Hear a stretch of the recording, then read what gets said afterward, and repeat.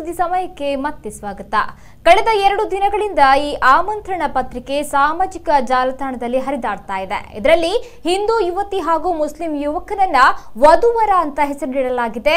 ಚೇಳ್ಯಾರು ಪದವಿನ ಬಿಲ್ಲವ ಸಮಾಜದ ಯುವತಿಯ ವಿವಾಹವು ತಡಂಬೈಲು ಅಜೀಂ ಖಾನ್ ಎಂಬವರ ಮಗನೊಂದಿಗೆ ವಿವಾಹ ನಿಶ್ಚಯವಾಗಿದ್ದು, ಕಟೀಲು ದುರ್ಗಾಪರಮೇಶ್ವರಿ ದೇವಸ್ಥಾನದಲ್ಲಿ ಜನವರಿ 20ರಂದು ವಿವಾಹ ನಡೆಯಲಿದೆ ಅಂತ ಬರೆಯಲಾಗಿದೆ. ಆದರೆ ಅಸಲಿಯತ್ ಇದೊಂದು ನಕಲಿ ಆಮಂತ್ರಣ ಪತ್ರಿಕೆಯಾಗಿದೆ ಅಂತ ತಿಳಿದು ಬಂದಿದೆ.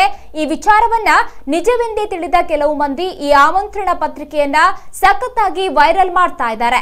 ಲವ್ ಜಿಹಾದ್ ಎನ್ನುವ ವಿಚಾರ ಇದೀಗ ದಕ್ಷಿಣ ಕನ್ನಡ ಜಿಲ್ಲೆಯಲ್ಲಿ ಭಾರಿ ವಿವಾದಕ್ಕೆ ಕಾರಣವಾಗಿದ್ದು, ಈ ಆಮಂತ್ರಣ ಪತ್ರಿಕೆಯನ್ನ ಹರಡುವ ಮೂಲಕ ಜಿಲ್ಲೆಯಲ್ಲಿ ಮತ್ತೆ ಲವ್ ಜಿಹಾದ್ ಗೊಂದಲವನ್ನ ಮೂಡಿಸುವ ಷಡ್ಯಂತ್ರ ನಡೀತಾ ಇದೆ.